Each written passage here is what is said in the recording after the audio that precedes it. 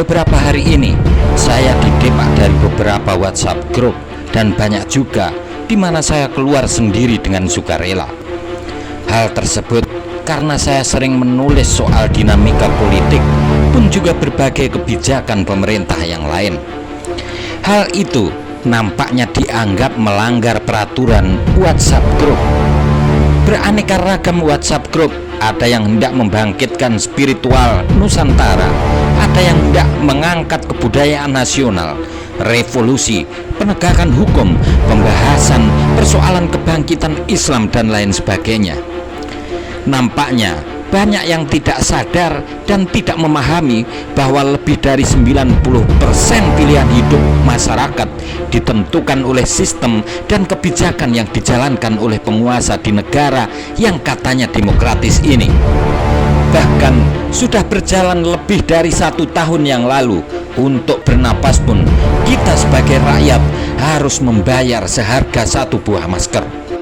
Kondisi ini semakin parah manakala untuk berpikir, berbicara dan menyatakan pendapat saja harus diatur dan dibatasi. Dalam hal ini bukan lagi oleh pemerintah, tetapi oleh sesama rakyat sendiri. Kejadian ini lalu membawa ingatan saya ke tahun 2000-an, di awal-awal munculnya media sosial. Banyak pakar komunikasi pada saat itu, pakar politik, sosial dan ekonomi saling berdebat soal efek negatif dan positifnya kehadiran media sosial di tengah-tengah kita. Ada beberapa orang yang menolak karena menganggap bahwa media sosial akan merusak pola komunikasi serta memberikan kebebasan yang tidak lagi dapat dikontrol, serta banyak lagi alasan lain. Sementara itu, dari pakar politik yang oposisi pada saat itu terhadap rezim, ketika itu sangat welcome keberadaan media sosial akan menjadi alat kontrol yang tidak bisa dikendalikan. Benar sekali, inilah sejatinya yang menjadi kesaktian media sosial, sehingga kehadirannya menjadi ancaman bagi para penguasa yang tidak baik. Setelah lebih dari 15 tahun, apa yang diramalkan oleh kelompok kontra itu kini benar-benar terjadi. Pola komunikasi antara sesama benar-benar rusak dengan kebebasan yang tidak lagi terkontrol. Setiap orang dapat membuat informasi-informasi palsu atau hoax dan menyesatkan. Informasi itu menyesatkan manakala informasi tersebut kemudian dipercaya oleh pengguna media sosial yang awam atau lahir sebagai sebuah hiperrealitas. Sebaliknya, apa yang diramalkan oleh para pakar pro medsos dengan sikap yang kontra rezim tidak terbukti. Yang terjadi justru sebaliknya. Media sosial justru dikendalikan oleh rezim, dijadikan perangkat kanalisasi untuk membranding diri sekaligus melindungi diri dari kegagalan demi kegagalan yang telah mereka lakukan. Rezim ini menciptakan perangkat atau komponen pasif seperti sebuah resistor yang berfungsi untuk menghambat dan mengatur arus listrik. Mereka menciptakan breakwater yang berfungsi untuk memecah gelombang menjadi buoy. Perangkat-perangkat itulah yang kemudian dikenal sebagai buzzer, hacker, scammer, dan sejenisnya. Tidak hanya itu, bahkan ada divisi khusus yang bertugas untuk melaporkan setiap tindakan yang dianggap merugikan atau mencoreng rezim ini dengan bersembunyi di balik undang-undang IT. Tetapi divisi itu adalah rakyat sipil yang umumnya berisi para pengangguran dan para penjilat.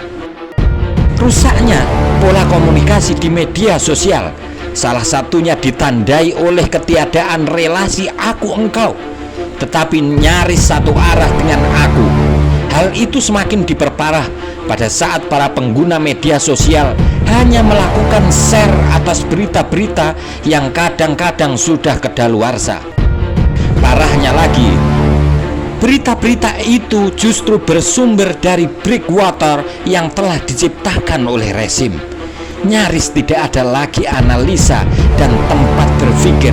Lebih dari 80% pengguna media sosial tidak membaca setiap informasi, melainkan saling berebut dan berlomba menumpuk link portal, potongan video, sembari menyematkan quote yang dangkal tanpa analisa keilmuan.